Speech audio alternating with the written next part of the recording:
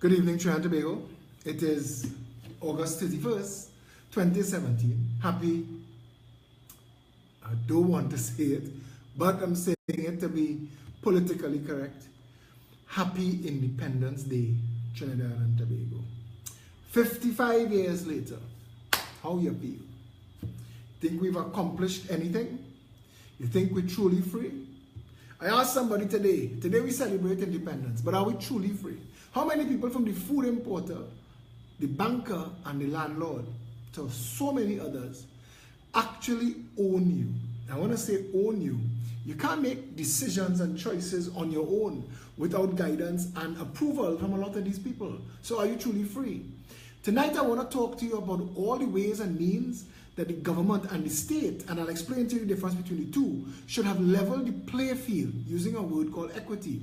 We need to look at how our people are treated before all manner of organizations, be it public or private sector.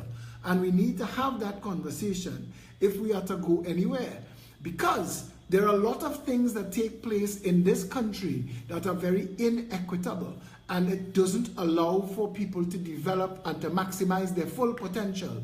And while it is easy for us to cast aspersions on people as to why they didn't do the best that they could under the circumstances, we've been loath to actually look at the circumstances, because were we in the same circumstances, how would we have done?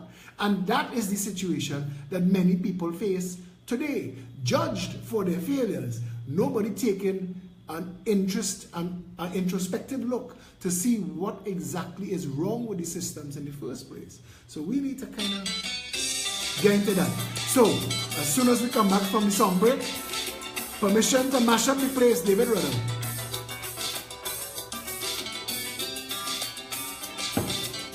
We will get into that. Please share the video. Share it as much as possible so that as many people as possible could view it. What's that royal sound that's bubbling out from your ghetto blaster? That crazy island music that turning the slaves into the master. And see the people gather round, the red, the white, the black. And if you ain't gone forward from your surely in the background. We going to miss the music. It's a business the music.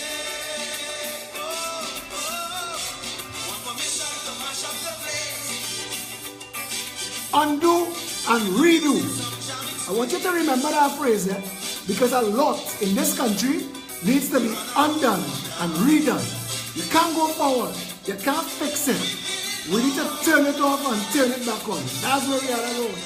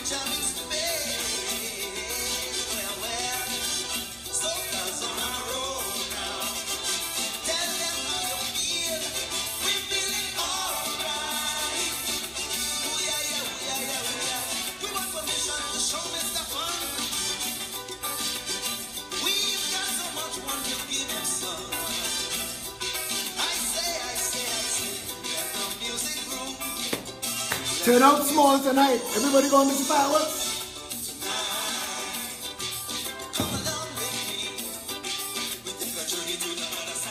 Alright. that we get in the thing. But if you could, keep sharing the video, because people say sometimes, I missed it, I didn't know, I forget. And if you have the app, if you have the PEP app, you can set notifications, because notifications will tell you when we're going live. Yeah? Right. So, I have well, I wouldn't call him a friend. We just really met, but he's a really good guy, and I want to use him as an example, and I hope he doesn't mind. I was talking to him earlier. Darius Dolly. Darius owns a company that prints t-shirts. They do amazing designs, original designs, and they could print from 1 to how much ever, I guess, they could afford. And Darius does a lot of the t-shirts that you see me wear. They fire them and stick a pin in it, and those shirts. And a lot of the shirts that we sell miss me with that and stuff. And Darius is a small businessman. And one of the issues I want to touch on is the inability of business people to access the credit that they need to run their business. Now, Francis Fashion, KFC, McInerney, Allstons, all of those companies owing hundreds of millions of dollars of credit. They have access to credit. That's what grows their businesses exponentially. And rightly so. But when a small businessman like Darius Dolly can't get his hands on credit, he's stuck. He has to turn over profit and slowly work that profit. And I mean, granted, it is the safest way to do business if you're comfortable doing it so. But if Darius does a design that could print, and he has the money to do 500 shirts. But if there is a demand for Darius's designs, and he could print 500,000 shirts and export them, credit would allow for that to happen, because he now needs bigger facilities. He needs staff, he needs more equipment, but it's the same design exponentially.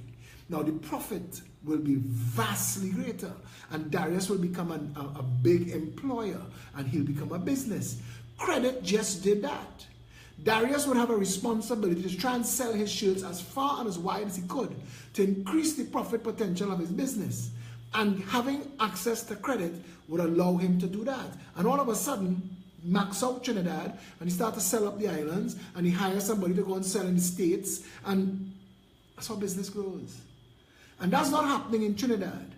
And it's not happening for a reason. And we're going to touch on that. But the first thing I want to give you the definition of equity. Equity is the quality of being fair and impartial. That's equity. And according to, I want to give you from Collins English Dictionary,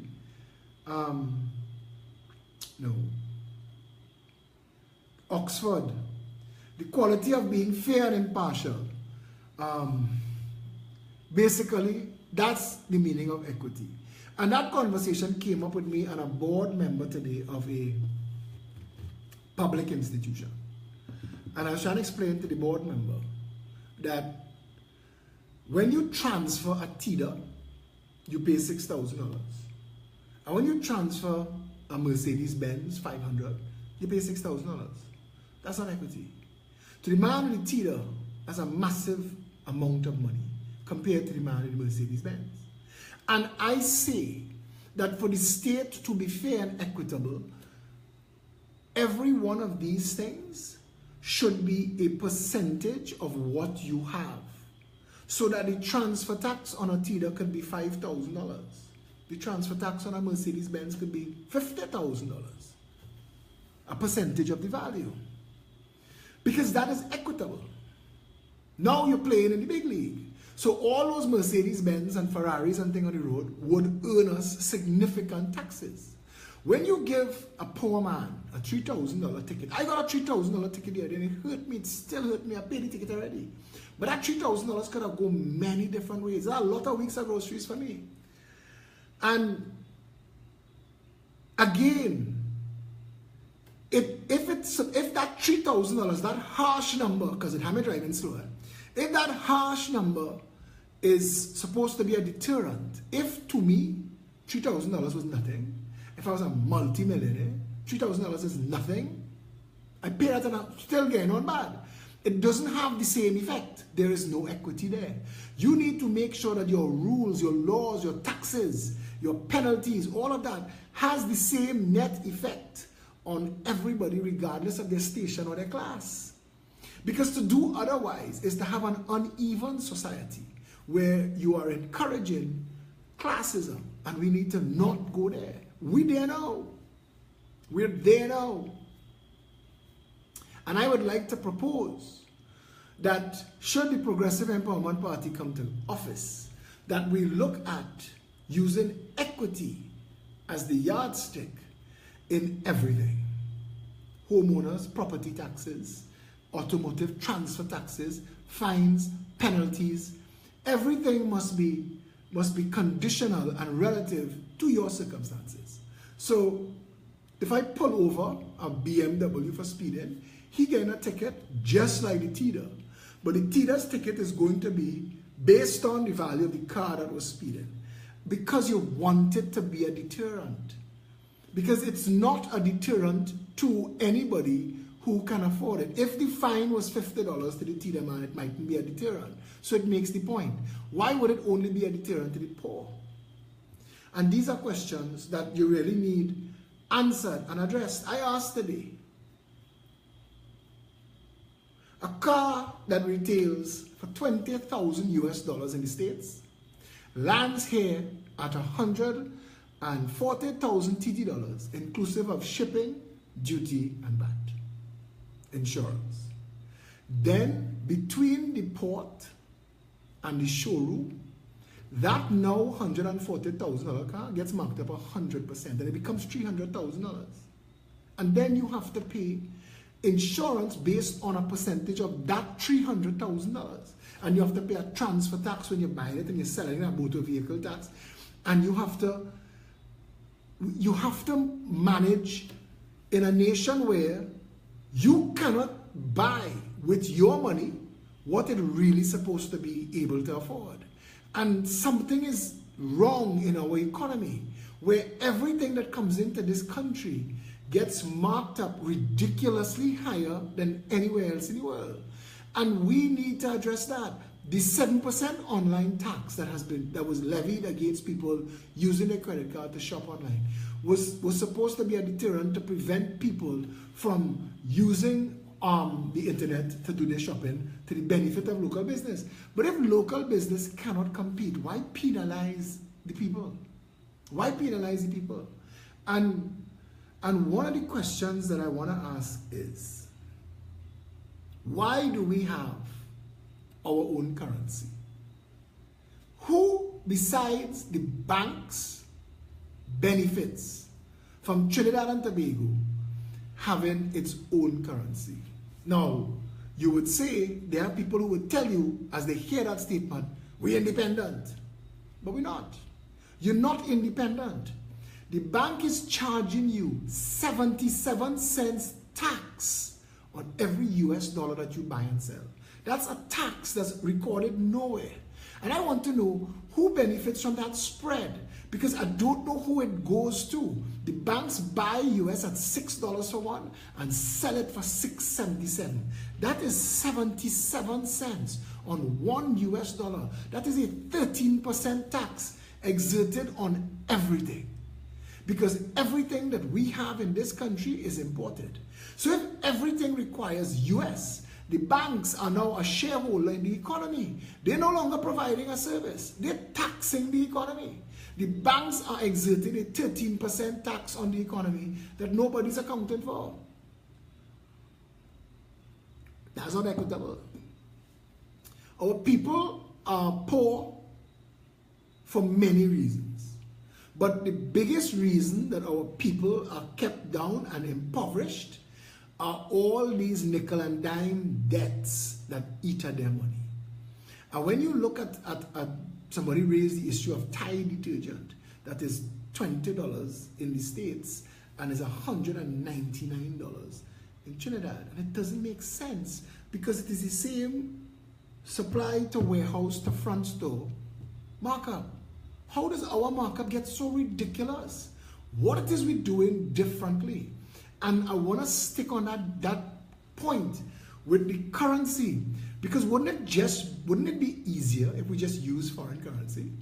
If all of our businesses bought and sold, let's approve some currencies. Let's say the yen, the pound, US. So let's say that you could walk in any store and you would see a chart that tells you yen to pound to US. Whose value is what? Because currencies fluctuate.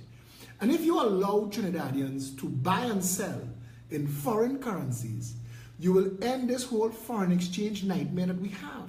Because the inequitable distribution of foreign exchange is happening at the banks. It's happening at the banks.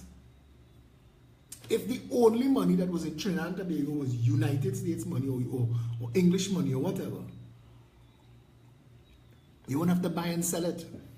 We would know what our real economy is. Right now we don't have a clue what our real economy is. These conversations, we have to have them. I'm not hearing anybody talk about them. But then we keep appointing, normally we use bankers as ministers of finance. Now we've put a joker, which is even worse. And I want to come back to the issue of the banks, because banks in Trinidad and Tobago have established themselves now in a position where they have all the people in the palm of their hands. The banks are a power to themselves. Your money in their bank costs you money. The arrangement for banking and to operate a finance house is simple. This is the arrangement. You want to open a bank in our country, you will pay our people interest on their deposit, and you will recover it through loans and put in credit in the economy. That's it. No fees, no charges, none. Because this is the risk to make the billions of dollars that the banks make. The banks make billions of dollars in profit and interest from billions of dollars of profit from interest. And the rule must be that you, as a bank, the central bank, our central bank, would dictate based on the economy and inflation and liquidity and all of those issues, we would dictate what is the percentage needed to be paid on short, medium, and long-term deposits, because that's what's important. We won't set credit rates. We will make sure that collusion is punished by loss of license. We will shut you down. So no banks, don't be colluding. No interlocking directorship. We're talking about a competitive environment, and we will tell you that 3% on a short term, 5% on a medium term. Short term is anything under a year. Medium term is 1 to 3 years, and everything beyond 3 years you could consider long term. And after that, you have things like certified deposits and whatever you want to call those instruments. You put money in there for a longer period of time, 10 years and stuff.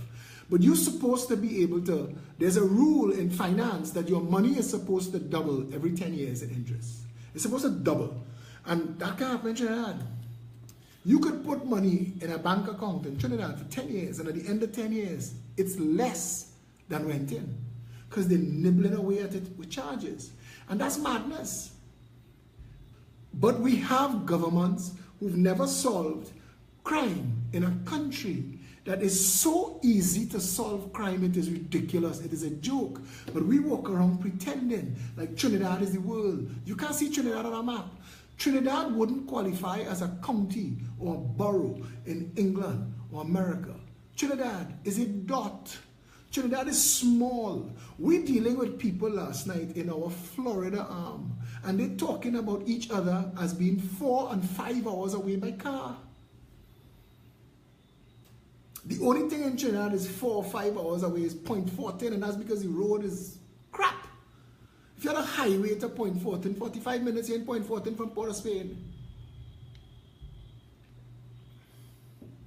And they're talking 4 to 5 hours by highway.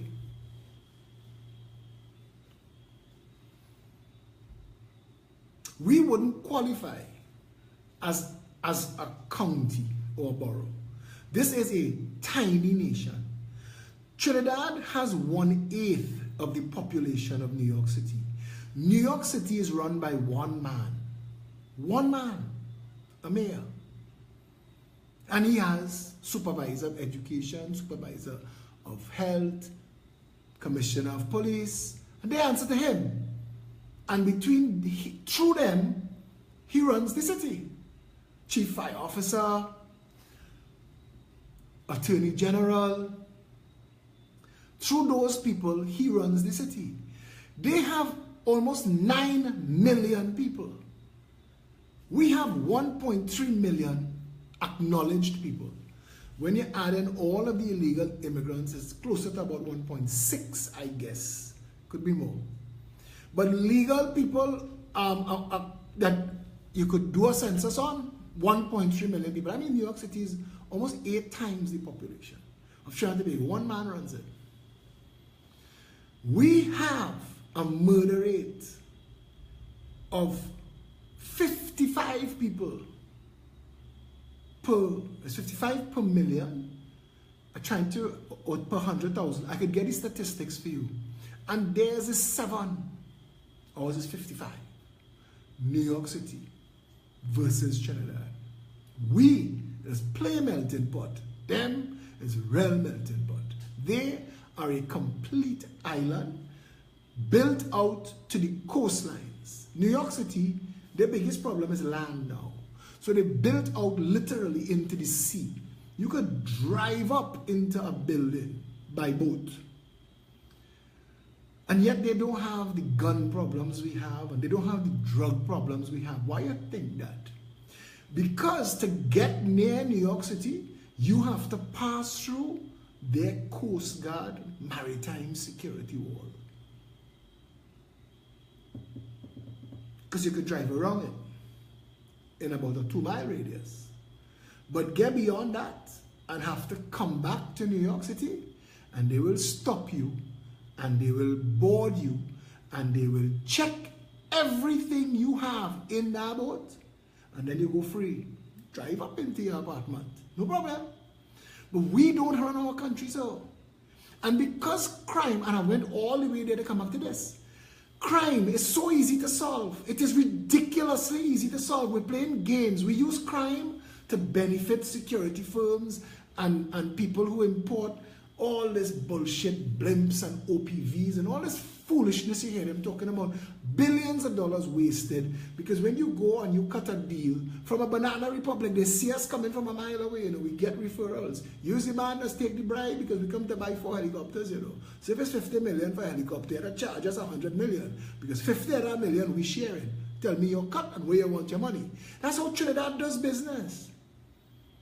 The whole world know that. When they write us down on the Transparency International Corruption Index, it's not Trinidadians telling them, It's foreigners telling them. You know what it is to do business with Trinidad? Bribe after bribe after bribe, kickback after kickback after kickback. To get your brand and your product into Trinidad, customs, immigration, national security. Who else in the lineup? Everybody, leave something on the board there now. But if crime was managed in Trinidad and Tobago, banks couldn't get away with that bullshit. People would keep their money home. If you knew that if a man stole $10 from you, that he would get charged, and if he knew that too, he wouldn't interfere with your $10. But the opposite is true in Trinidad. He labors under the assumption that he will never get held. He will never get charged. So you know, caught between getting robbed in the street and getting robbed in air-conditioned comfort. Because I went in a bakery the other morning and all the staff came out. They were upset because one of their staff members, she had a big problem with the bank that ended up in her and having to go fraud squad, all kind of bacchanal, because she's telling the bank that she has a certain amount of money in her account, but the bank is telling this lady that your account was dormant. So we classify the account. What does that mean? It's like when the insurance companies have somebody who dies, but there's nobody to claim the money. That money goes into an account that lasts for a while, and then it repatriates to the actual insurance company. We have no rules or regulations. We pretend we do. We have organizations and associations, and they sound like they have a function, and they read like they have rules, but they don't. It's all bullshit, Trinidad is a complete bullshit state, People have set this place up for their own benefit and their clan.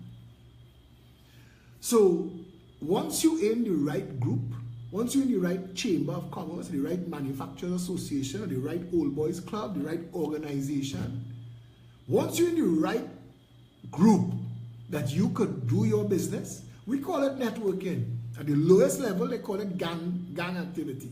Same thing.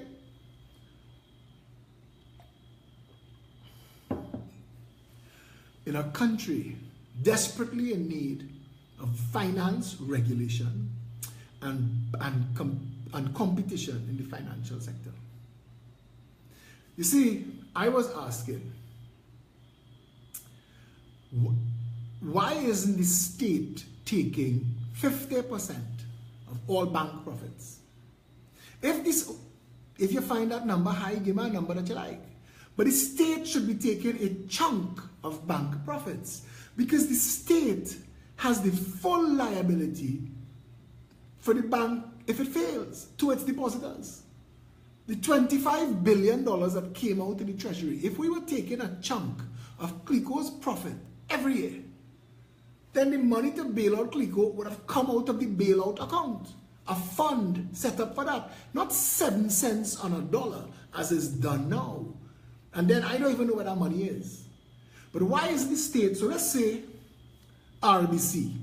Let's say RBC has $5 billion in depositor funds. And every year that they do $500 million in profit, you take 10% until RBC in that account is fully capitalized. You don't have to take any money after this. But as long as your whole deposit exposure is $5 billion, then you ever play poker in some of them real poker holes, the casa, the house, takes a little piece of the money every gamble. The house just takes a little piece, that runs the house. And why can't that be how we deal with this properly? Properly, not a deposit insurance. I'm talking about an actual account. It doesn't even have to be an interest-bearing account. It just needs to be an account that you know that RBC full exposure is $5 billion. We have $5 billion for RBC. Scotiabank exposure is $3 billion. We have $3 billion for Scotiabank. Republic Bank is $9 billion. We have $9 billion for Scotiabank, for Republic Bank. So that if this bank collapse, if there's a run on the bank and it is destroyed, like how Clico was destroyed. Clico was the biggest business in Trinidad and it destroyed itself. And to this day, I don't understand how it destroyed itself to the point where we needed to inject the full capitalization of the company into the company. But that's a whole other conversation, you know. Because Trinidadians don't like, we lazy no ass. We don't like to talk about things like this. It get bored. Oh God, that's too much numbers. But when your business is failing, you have a $25 billion business and you have an operating credit of about $3 billion. And when that $3 billion, you are in debt $3 billion, you need an extra $3 billion, that is a red flag. And the banks, your finance house, invites you in to sit down, let's chat. Because you're in debt $3 billion and now you need more credit. Show us how you will give us back this money. Because you could have put that insurance company right there into receivership one time. Because the exposure was $3 billion. Inject $3 billion, right size it and save it. It didn't have to cost the people of Trinidad and Tobago $25 billion. Because we had a conversation about what $25 billion could have done. But there's nobody in Trinidad and Tobago capable of operating at this level. We have some massive financial brains, you know. But to hear them talk, you understand that they're not driven by rules, real first world rules. I don't know how international companies treat with Trinidad and Tobago.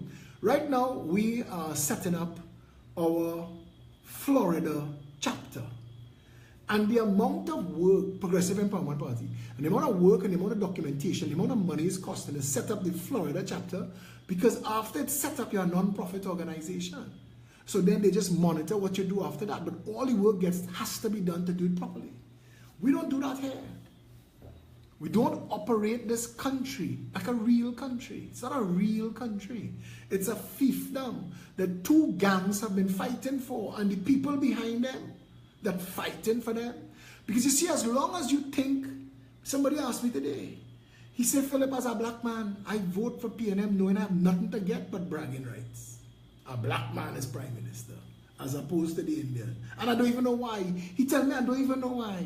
Because we're not really a racial country. But how we voting so? How we vote, not how we party. They sell us this concept that, and it's these two gangs. But it really doesn't matter. I mean, tonight, Sabga let off the fireworks in the savannah because Sabga is paying them financially. If it was Kamla, it might have been Gopals or SIS or whoever else. If it was Pandey, it would have been Ish and Maritime Insurance.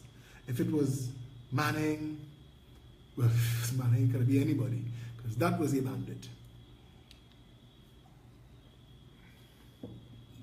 But nothing in this country is run by real rules that protect the people.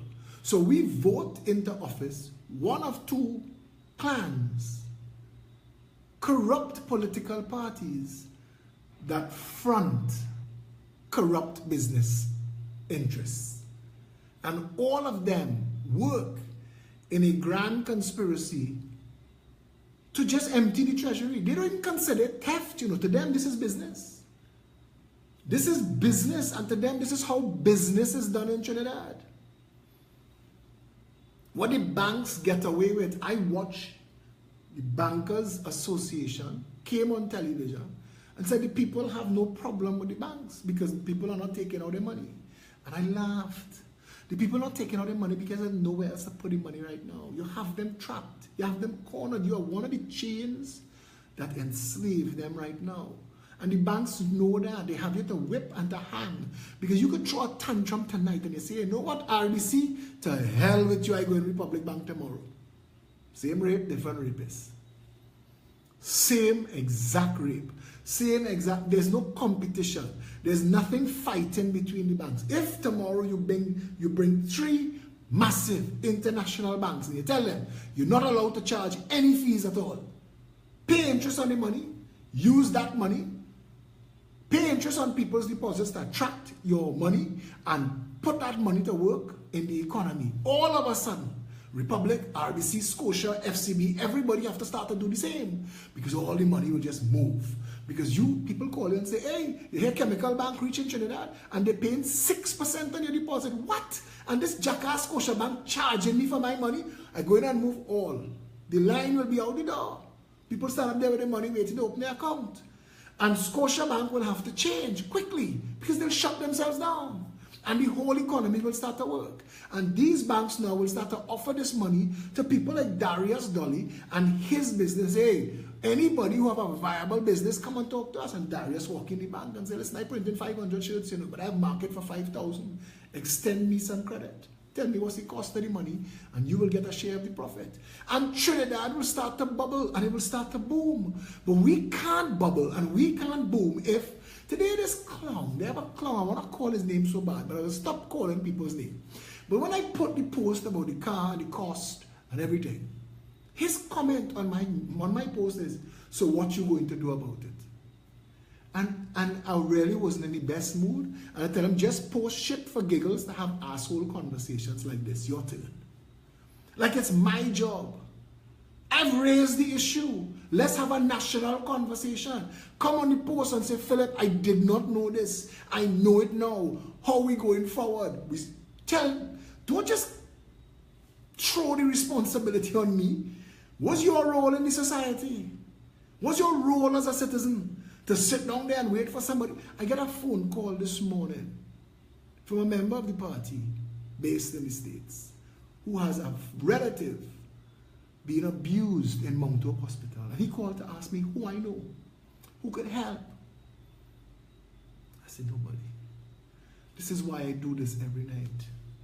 And I am hoping that people wake up before they don't lose everything. You see, shade in Tobago for sale. Businesses collapsed in Tobago.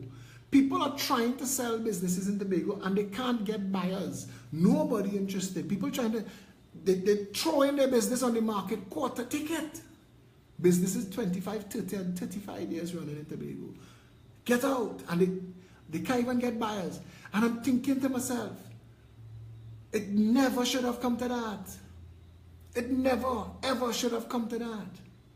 There a guy, when I go back to watch my thread tonight, Lyndon Mack, a Tobagonian, I am assuming, who keeps taking umbrage at the fact that I call Watson Duke swim a stunt. But today, to this day still, I don't know what was the takeaway from that. It did nothing for anybody but Watson Duke and his PSA election. And if all of the people in Tobago voting for that still take what I get. And I hope, Mr. Mack, when I said last night that Basdeo Panday was Prime Minister twice, he challenged me. So I had to go and find it and show him after.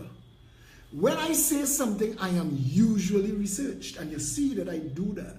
So I want you to know, Mr. Mack, when you disagree, and disagree without becoming disagreeable. We are talking about an island that right now, Tobago have no choice but to be served up to sandals. Tobagonians have to now look at the oppressor as their savior. Funny how that works out. Funny. You can't strike. Food going to start to run out in Tobago just now. You can't strike. You can't say we're not doing it. Because you had to feed each other. So instead of Tobagonians organizing themselves and shutting that island down, we are arguing foolishness and engaging in stunts. Watson Duke, 2-minute swim, 5-hour drag from Tobago to Trinidad was a stupid and foolish stunt that made a mockery of the issue and stopped everybody else from talking. So now Tobago is isolated behind a stuntman. How did Watson Duke swim benefit Tobago? Somebody tell me that. Somebody explain them magics to me. I'll read it after. Come back to this. The difference between state and government is governments will change the operation of the state, all of the organizations, the businesses, the offices, all of those things collectively is the state. And the state is how we, the people, do business with each other and the world. The state belongs to us. We vote a political party into office to form a government. And the government's job is to operate the state on our behalf, not against us. So when I talk about the state, the people, and the government, it's one and the same, because the government comes from the people. The government is supposed to be representatives of the people. We've sent you there to do what we want. We want this. We flip that script on ourselves. Now governments come, political parties come and pose with manifestos. We will give you 50% full cream milk with your milk. What? I want that. Did you think it through? We are not a people that are looking to organize ourselves. When you go into other countries, Iceland, America, Germany, Italy, Spain, France, you go in those countries and you see how those people treat with the important issues, gas prices, food production. Every time the European Union interfere with food prices, French farmers shut France down. Shut it down cold. Every time. So they don't play with French farmers. We are a lazy ass people. Like that clown on the wall today. What are you going to do about it? Like he don't have a role. But we as citizens, the people of the constituency, the people of the community, but we've allowed the banks and we've allowed big business to make home ownership an elusive dream. So we're a nation of renters and squatters. That's what we are. Hoping for HDC Bly.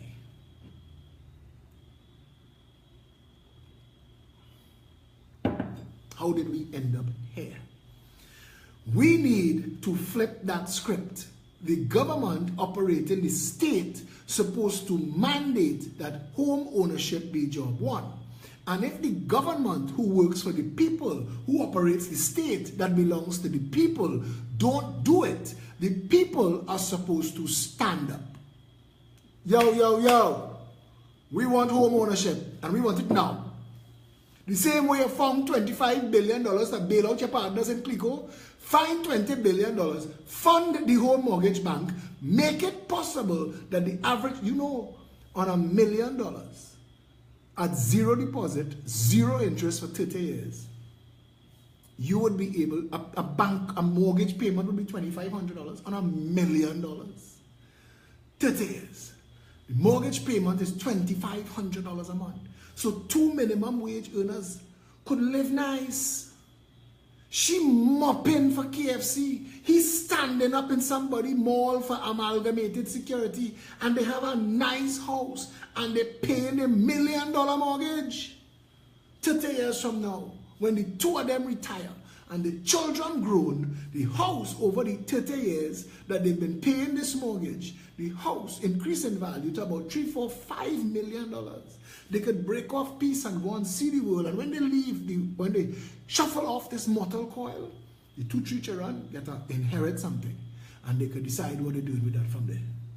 But by now, because it was a progressive empowerment party government, they would have all been properly educated, and they've all gotten good jobs. And because they too could have access, zero deposit, zero interest, 30-year loans, they own their own home too. And the price of houses doing this. Why? Because it's easy to own a home. Why isn't that how it is now?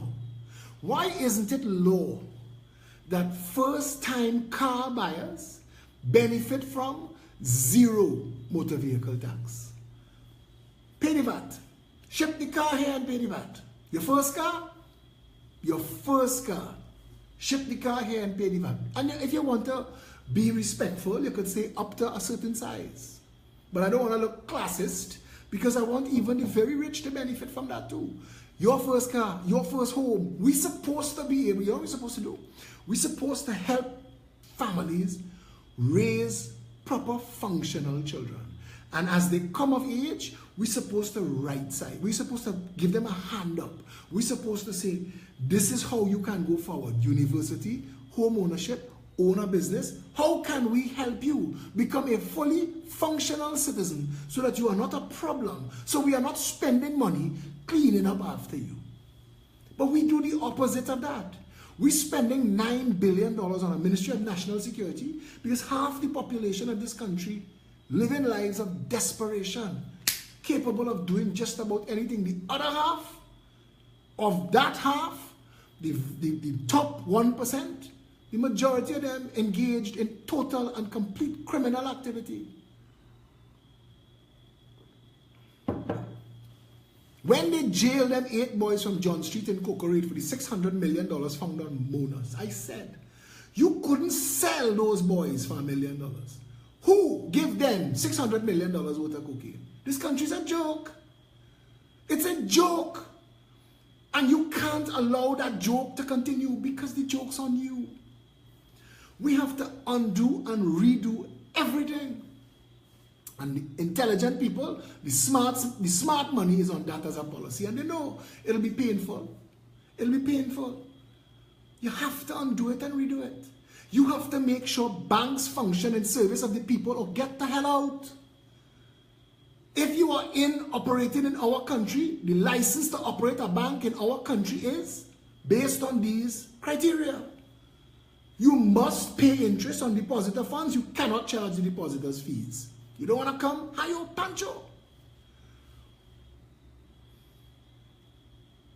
And I bet you it work. I bet you it work. I bet you if public servants know that the top performer gets a bonus and the worst performer gets a pink slip, everybody performing. Everybody. And this idea about jobs for life, from the Chief Justice to licensing office janitor, have to done. We can't be minding everybody. Everybody should have a shot at a good life. But we ain't supposed to carry it. We believe in a hand up, not a hand out.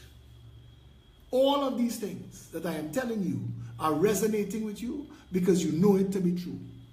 And you must, as a public sector worker, you must say, you know what? I will risk my job security to know that I could walk in a bank tomorrow and buy a house.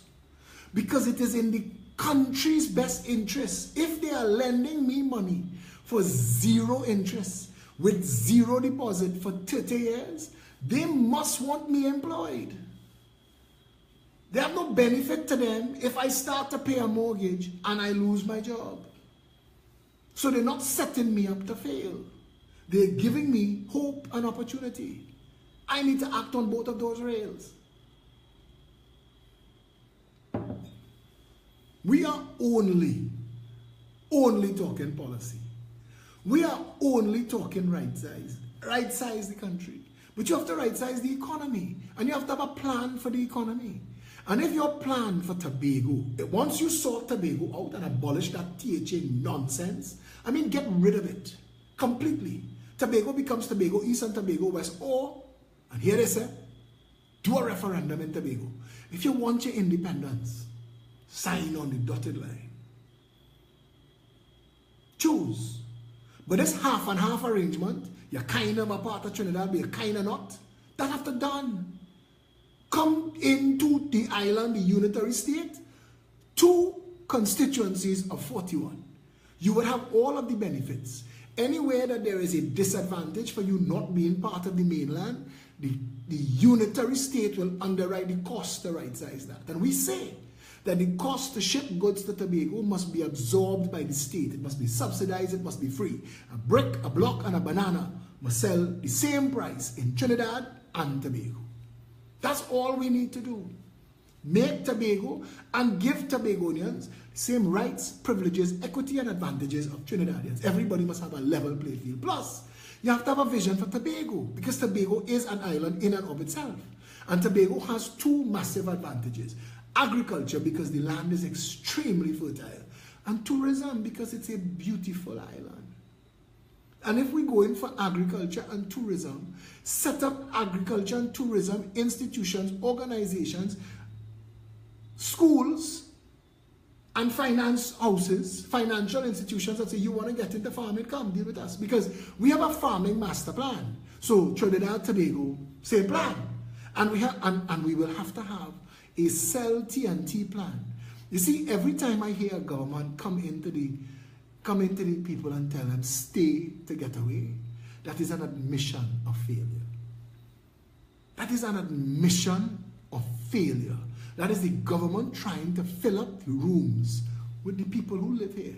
Leave your house and come and stay in Hyatt room. Leave your house and come and stay in Marriott room. Why? Why must do that? Airbnb is the biggest in the world right now, and I'm telling you, Tobago, the internet. Right now, all these little gateways that we put up, the world will isolate and cut Trinidad off the world economy just now, you know. We can't continue to play isolationism, you know. We have to make sure that we open up just like they open up. Because Airbnb is, I could come and stay in your country and you could come and stay in mine, and both of us pay each other. You use my house, I use yours. Cut the hotel out clean. That is the Uber of travel.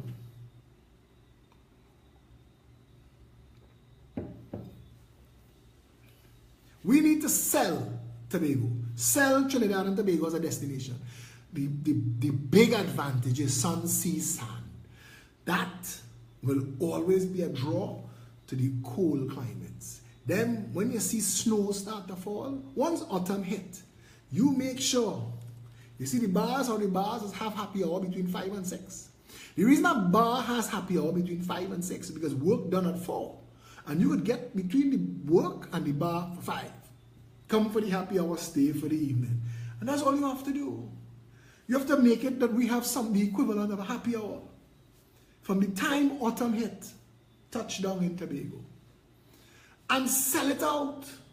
We must put cruise ship marinas and yachting marinas all around Tobago. We must make it possible for people all over the world to think Tobago as the #1 tourist destination in the world if you're looking for sun, sea, sand. Everything that they want, riding donkey, racing goat, flying in the air in a parachute, anything, all those things, encourage it. All the small businesses who want to get into tour guide and all this kind of thing in Tobago, glass bottom boat, come. We giving you the money.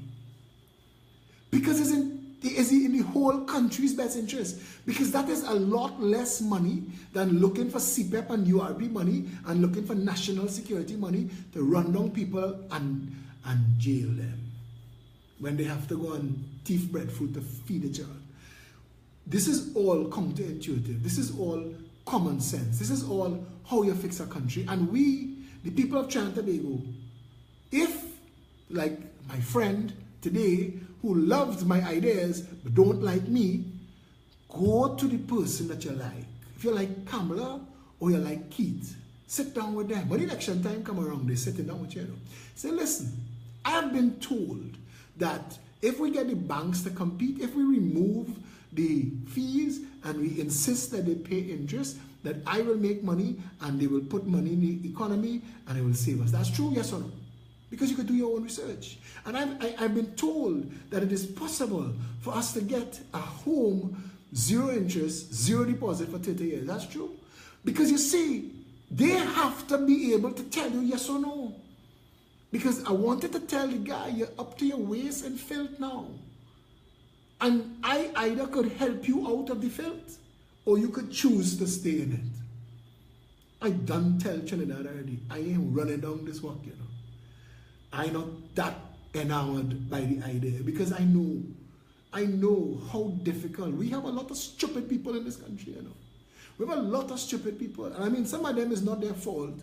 It's genetic, or they didn't go to school, or the school they went to was a waste of time school, and they end up adults stupid. And they're making the wrong things, and they're considering the wrong thing a win. We need to teach people what emotional intelligence is.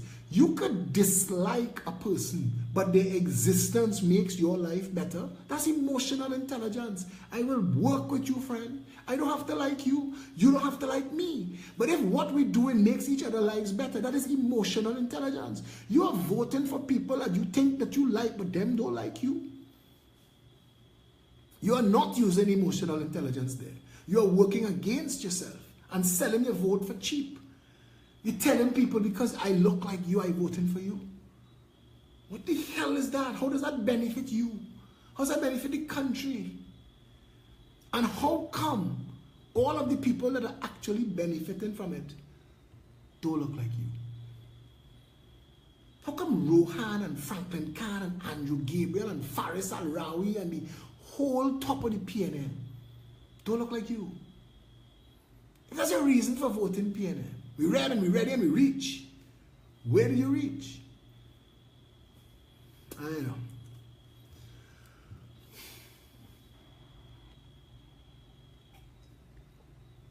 But the purpose of this video tonight was to explain how you fix our economy and our financial sector, how to put it to work for the people, and to raise the issues of the spread and why we have our own currency, and maybe we want to not have a currency, or if we want to have a currency, we have to close that gap. You will buy my US dollar for 6 and you will sell it for 6.10, or you'll buy it for 6.73 and you'll sell it for 6.77. You ain't making 77 cents on a US dollar and put in a 13-cent arbitrary tax. And the commercial sector, we need some controls. We need some controls from the state. Because if the state can't use moral persuasion to say, listen, there is a certain bandwidth, a band of profit that you're allowed. If you stray beyond that, we will tax you the entire difference. And we will make it impossible for you to continue. And that's the power of state, to use legislation and taxation to influence behavior. Because at the end of the day, what you want is one big happy people. Everybody maximizing their potential, getting along with each other and living well. That's what you want. Nice, peaceful, easy country to run. That's what we need. That's what we're supposed to be looking for, yes?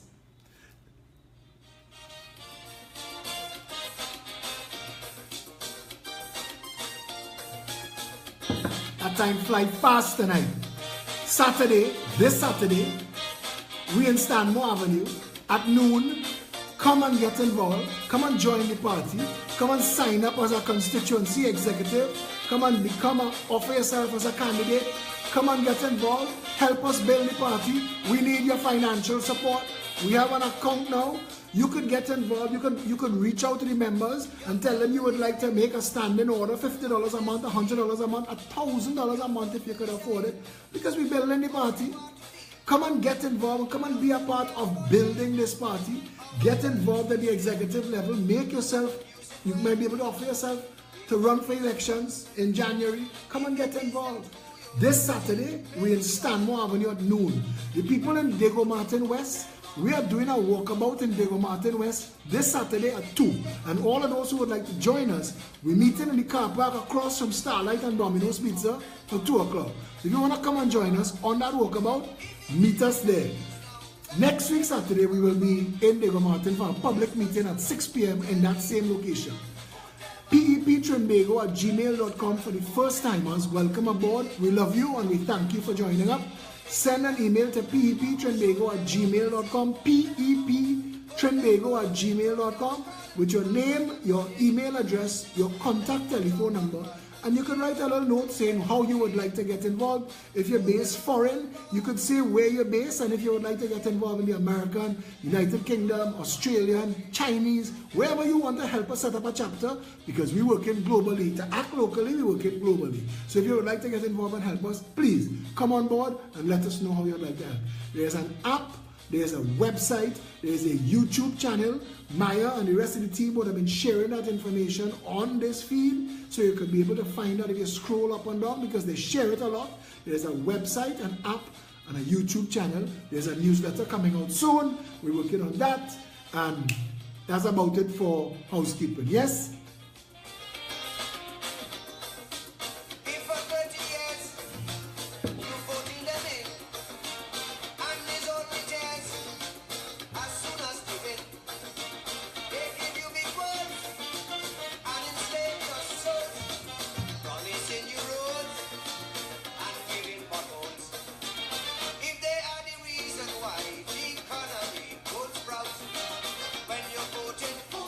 Show them the door. Why you can't ask Keith Rowley if any of my plans could work? Next time he has a public meeting, go with all my plans and ask him, you nearly in power 2 years now. You can't fix water, you can't fix electricity, you can't fix traffic, you can't fix jobs, you can't fix the hospital, you can't fix education, you can't fix food production, you can't fix home ownership. Of what use are you? You've made a mess. You've not fixed anything. Of what use are you? Go ask him. Go ask Kamala why she didn't do it when she was in office 2010 to 2015.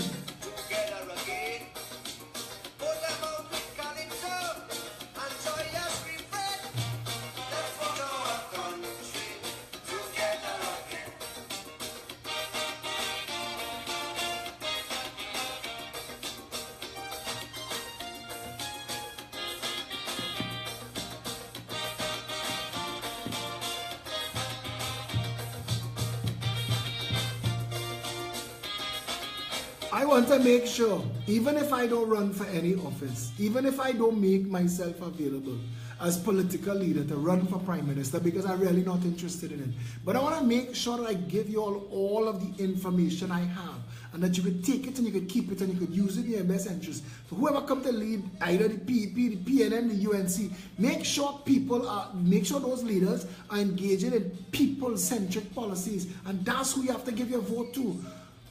Not who you like, who working for you. If it is fabrication, these statements that they spout, when you're voting, that hour flew fast tonight. People keep telling me volume low. It's the new iPad thing. Tomorrow I am definitely going to get an external microphone, so we'll sort that out. Cool.